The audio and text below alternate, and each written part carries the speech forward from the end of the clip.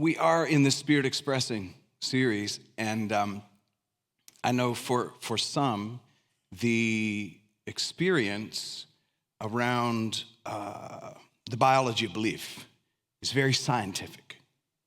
I've had some folks say, this is really scientific, and I know that Bruce can get very, deep in that. So if you've read some of those words through there and you're like, dude, I have no idea where this guy's going. He'll actually admit that he didn't when he wrote the book. It was just sort of like taking him somewhere. It was pulling him somewhere. So it's wordy and it gets into a lot of medical and scientific terminologies. But I want to, on Sundays, to the best of my ability, sort of try to bring it right here to us, to our day-to-day life, and how this affects our life, and also how we have in many ways been infected by life belief systems. How many of you are feeling shook up enough in our world today to rethink everything? Anybody else? To rethink all of these loyalties that we've had, all of these beliefs that we've had. Even New Thought folks are having new thoughts. What a novel idea. Even folks who think that they're outside of the box are sort of realizing that the outside of the box has become in some ways a box, and allowing ourselves to question it all. The word repent is metanoia, which means to change the way you think, or to think again, and to change your trajectory, your direction. Now, in the Christian church, and some folks feel like I pick on Christianity. Let me say this about Christianity. I was raised in it. I'm 4 generations, like Pentecostal, fundamentalist, charismatic preachers. So it goes way back. And so if you feel like that I pick at it, it's because it's a system, it's not people. So please understand, this is never, ever about levying any kind of accusations against people. But it is about looking at a system that is made up. It's made up. Jesus wasn't a Christian.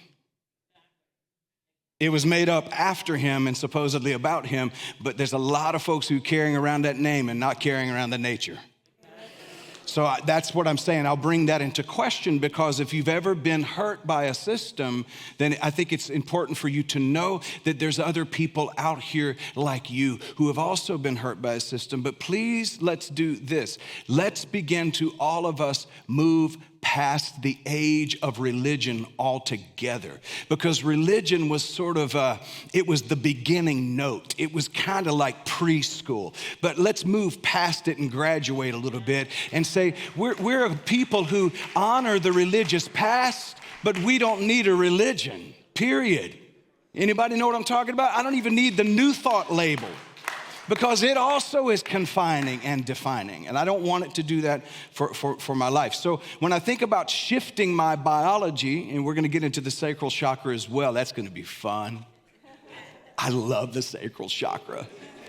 And I like to say some shocking things about the sacral chakra. Because, in church growing up, it was about repression and suppression. That's why you saw so much abuse in terms of sexuality.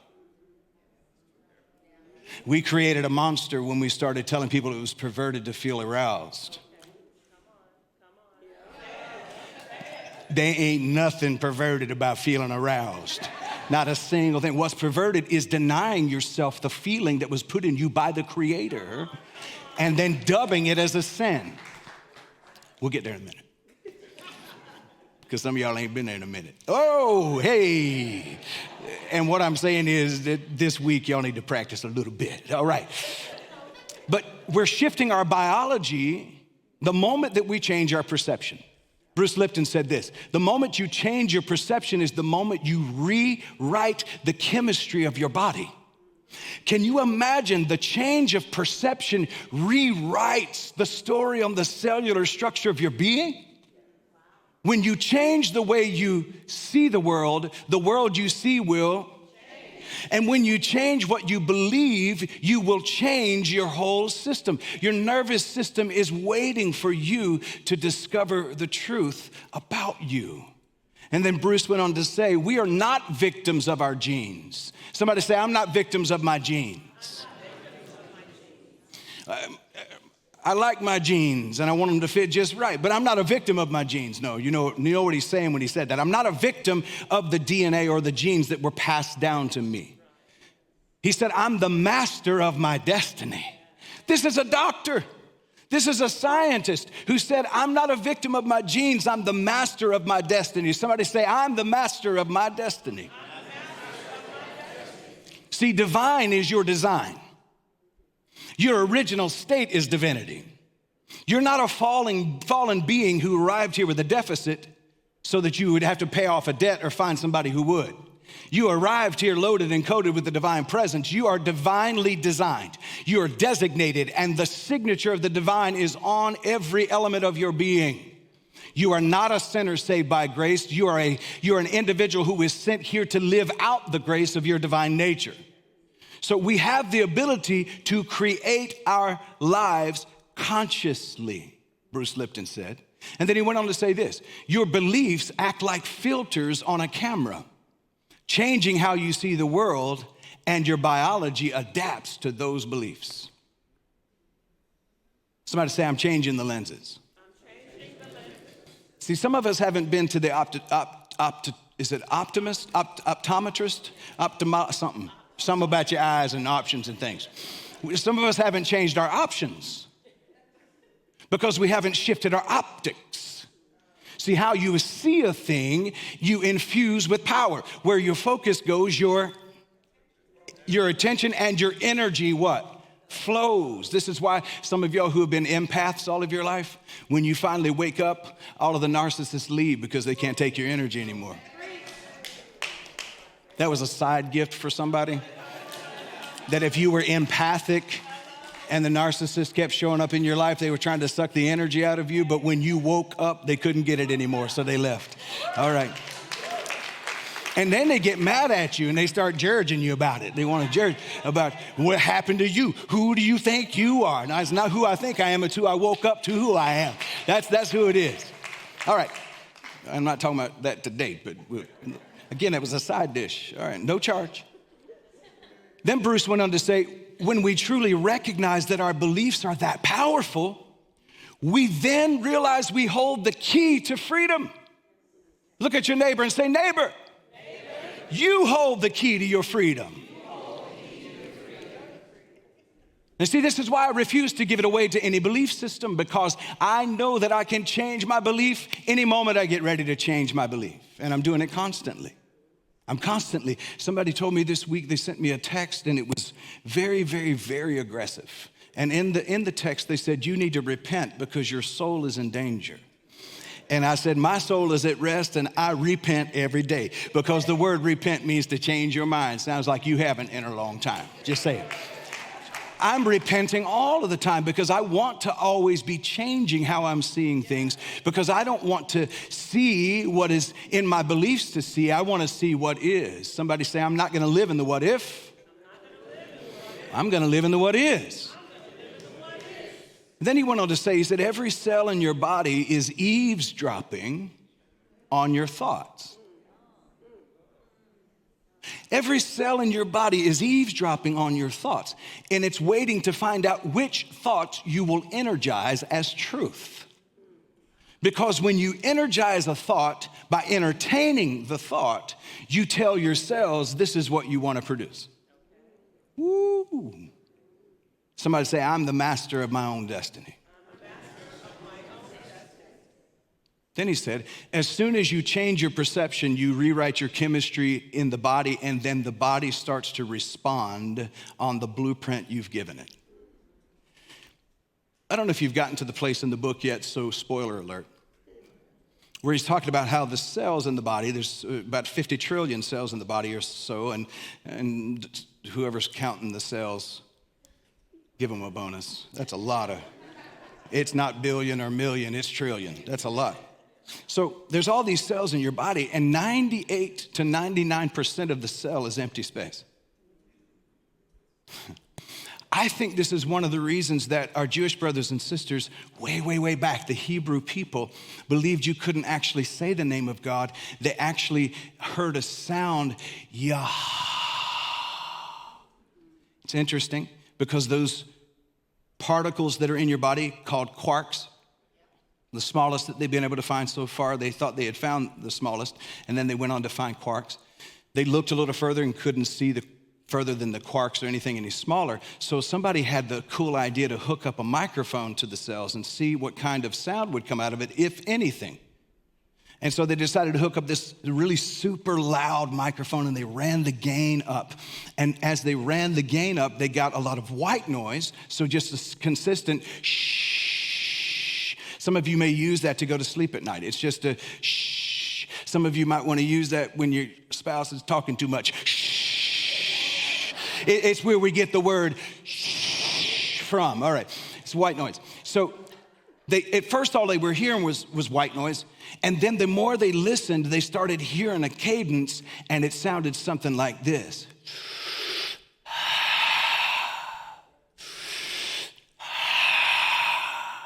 So what they couldn't see, they could hear. And it reminded this Jewish doctor of Yud, He, Vov, He, where we get the words, I am that I am. It's the sound of breath. Took them back to the Genesis account where it said God made humankind out of the dust of the ground. Do you remember that story? But it said they didn't become a living soul until what? Till God breathed life into it, and it became what? A living soul. What am I saying? Why am I saying this? Because you have within you the breath of that same life that brought life into existence, which means you have the ability to speak to your cells in your body and get them in cadence with what it is you want. But you'll never do that if you continue to rehearse what you don't want. You need to rehearse and review what it is you do want and begin to display that on the screen of your cells. It's 99% empty because you're supposed to write your story on every cell. So what story are you writing, my friend? Because you have the pen in your metaphysical hand, and you're the author and the finisher of your faith. Get to writing the story that you want for your life. Yes. So somebody say this: I am the master of my own destiny. Right here, right now, I write my own story. And I've decided to copyright it just in case somebody tries to steal it. I want royalties on that. But let's get into the sacral chakra, because Mari brought us into that space, understanding that the sacral chakra represents productivity, reproduction. It represents creativity. It's the place where we hold our emotions, all of them. It is the place that life stirs. There's a stirring of life energy in the sacral. And if the sacral is blocked, this is why creativity has a hard time flowing. Because the sacral is also going to operate with the third eye. They're going to work together, often in unison, because the vision gets created, or we would say reproduced out of your being through the sacral chakra. And I wanted to say a few things. I decided to write some sutras about the chakras. And the sacral chakra, the first one that comes up is that your pelvis is a temple, not a prison. Somebody felt that one. Your pelvis is a temple, it's not a prison. Number two, pleasure is not a sin. Pleasure is a sacred technology. And you're the original technology that holds within you the power to create. Somebody say, pleasure is not a sin. Pleasure is not a sin. It is a sacred technology. It is a sacred technology.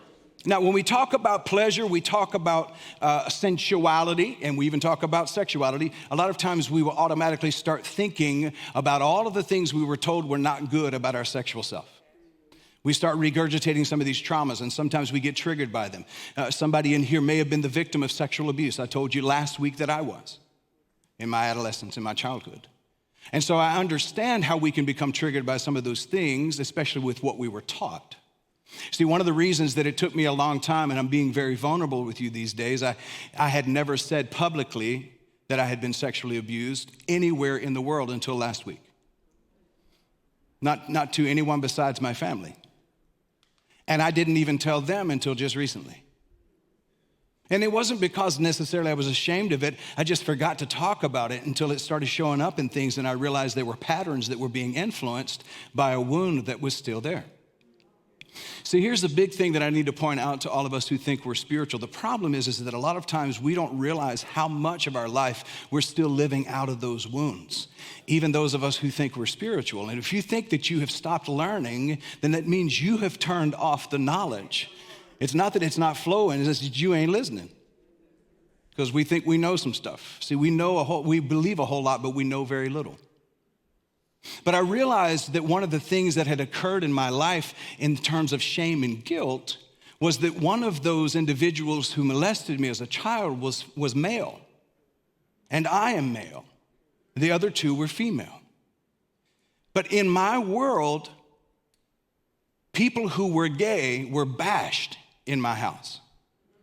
The way my dad spoke about or talked about gay people kept me from being able to tell the story because what had happened to me I deemed to be gay. And when I had an association in my mind with if you are gay as a male, that you are less of a man, you are weak, or worse than that, you're perverted and an abomination in the sight of God, I couldn't talk to him about what had occurred to me because I had become an abomination. See, so it wasn't just that my innocence was taken, it's that my whole life was threatened by the people around me and the system around me, okay? So can you hear this? So I had allowed that to be in my system without even realizing it was there, and it was informing things in my life that I didn't know it was informing in terms of my own self-worth when it came to certain things. Especially when it came to sexuality and sensuality for me and intimacy, because into me I didn't want to see intimacy. I didn't want to see because there were certain parts of me I was afraid to face. Now, if you're in this space today, you came and you've experienced the same thing. You came here today for healing in terms of your sacral, because when you heal it, the creativity is going to begin to flow. And see, I would find myself in creativity. I would find myself with that production of creative things flowing, and then all of a sudden it would become stifled, and something would say to me, but now don't, that's not very good. Don't share that.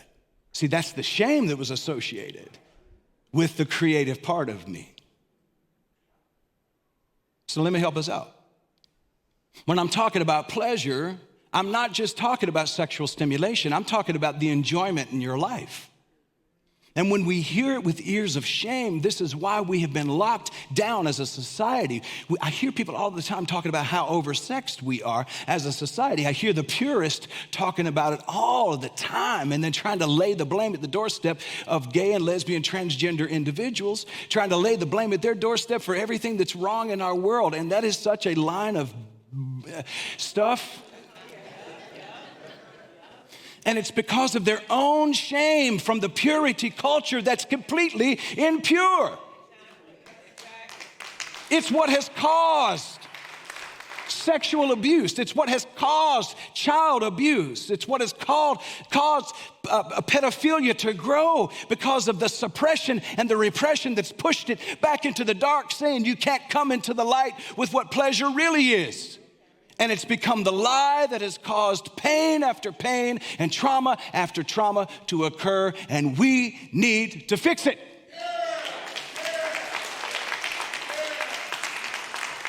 Pleasure is not a sin. It is sacred technology. And if you're not enjoying your spiritual journey, you're not having a spiritual journey. It's something else.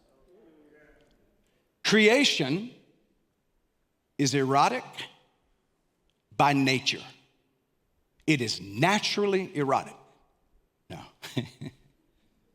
I love talking about this stuff because you can always sort of feel the room. It's kind of like, can we say that word in church? Yes. Check this out. This is what I wrote about erotic. I was writing erotic stuff. How cool is that? Just wait till the book comes out. Anyway, erotic is the pulse of aliveness itself.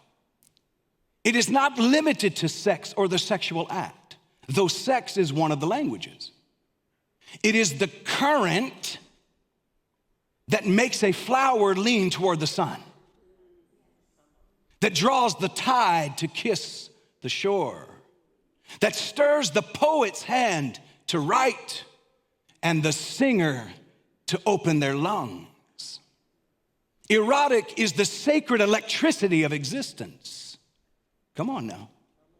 It's the ache to connect, to create, to touch, to be touched. It is passion. It is desire. It is the intimacy with life. Erotic is to live as if every breath were a love affair with the universe itself. So let's reframe erotic. It's to live your life in a love affair with the universe, to know that you are welcome and you are welcoming it. And you are essentially making love with the universe. And out of that, you procreate divine things. You procreate beautiful poetry that frees the person when they hear it. You procreate songs that break the chains of bondage. And you invite people into their true freedom as you move with the erotic behavior that is natural between your soul and the universe.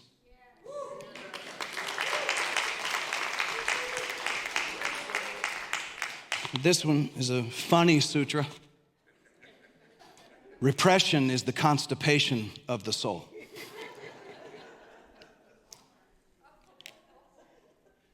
This becomes a crappy subject. But repression and suppression is the constipation of the soul. Now, at first we hear it, it sounds funny. The problem is if you dam it up. Now, this is what Mari was mentioning a moment ago when she was talking about emotions. They're not meant to be suppressed or repressed. They're meant to be released. It's meant to come forward. It's meant to be expressed. And if you're not able to express it, you metaphysically get backed up. And when you do, if you're not able to release those repressed emotions, you become toxic in your soul. This is why folks running around so mad and angry. We live in a society where there's still people. They believe that freedom is in their group, but they're so repressed and suppressed that all of them are uptight. They look like they've been baptized in vinegar and held under until they could barely breathe. Some of the starchiest and meanest people I've ever met in my life claim to be the most religious. But you look at their face and you go, oh my God, you need to smoke a joint or something, because I mean, I was going to say you need to get laid, but you're not supposed to say that in church. But you need something to happen in your life, because you look like you are toe up from the floor up, and you need a checkup from the neck up. Because if your soul is happy, your face sure looks drowsy. You know what I'm saying? Like, y'all know what I'm talking about? Now see, here's what we're doing right now while we're in this space. Here's the beauty of what's happening. And it's not a trick, but it is a strategy. We're moving the sacral right now. Every time you have a belly laugh, every time you move, every time you get up and you dance, every time you shout, every time you clap your hands, every time you feel that jolt of energy run through your being, the sacral is being exercised in that moment. So even as we're laughing together, you're exercising the sacral, and creativity is flowing to you, for you, through you, and wants to show up as you.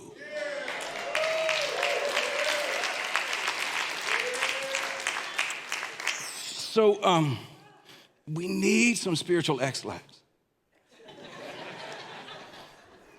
because repression congests and constipates the soul. Now, the last one here.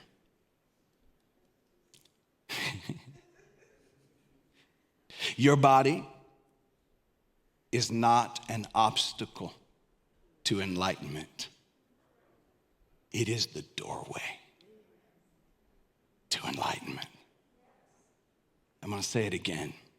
Your glorious body, it is not an obstacle to enlightenment. It is the beautiful doorway to enlightenment.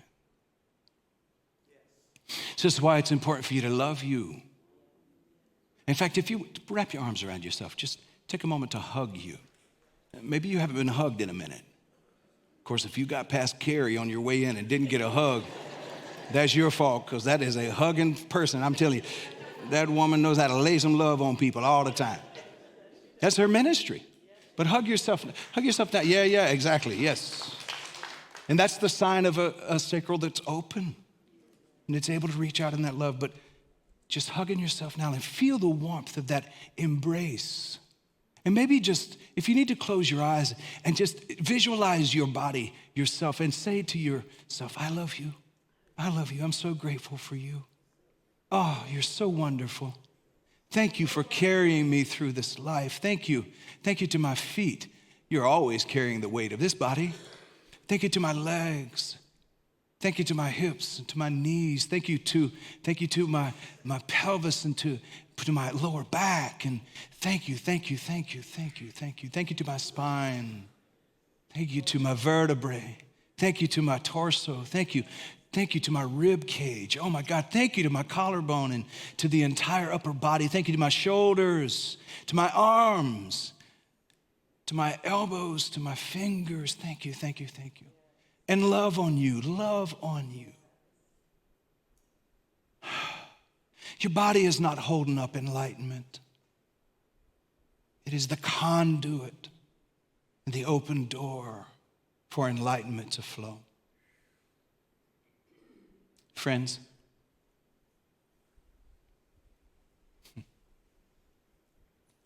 the way that the divine makes contact with the planet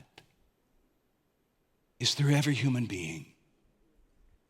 Think about that for just a moment. The way that the divine presence, the source that created the galaxies upon galaxies, the universes upon universes, the solar system that we're, by the way, spinning through at crazy speeds through open space. That source is utilizing you to make contact with the planet. This is why it's important for you to understand your human divinity.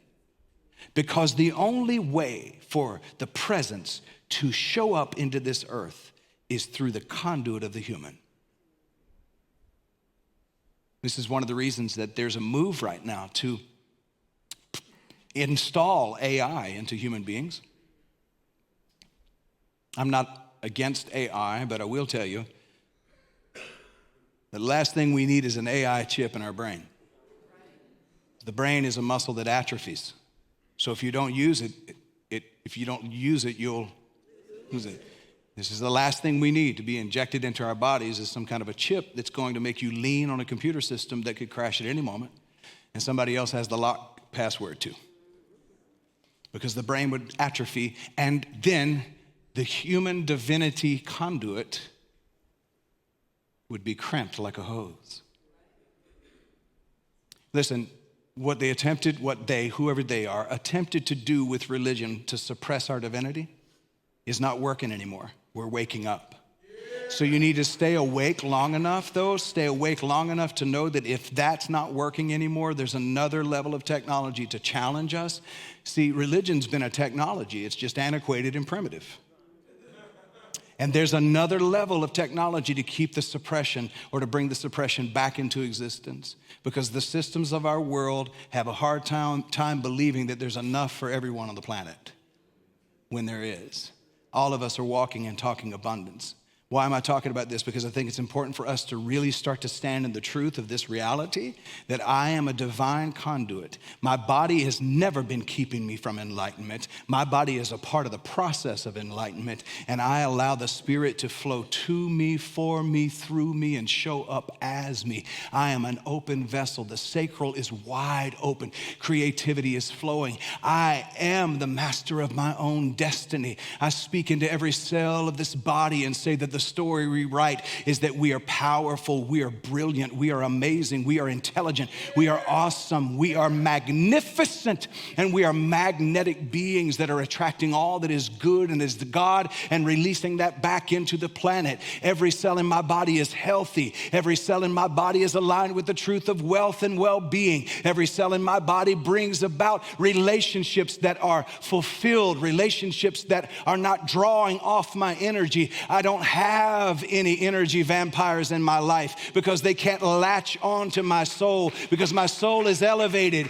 I am transcending and transforming and transmitting, and I'm moving into being the greatest gift that the planet has ever had. Every one of us, as the human experience and expression, are raising the consciousness of the planet. It's even changing the speed of the solar system because we are just that powerful. You're an electrified, powerful divine being. Just that powerful.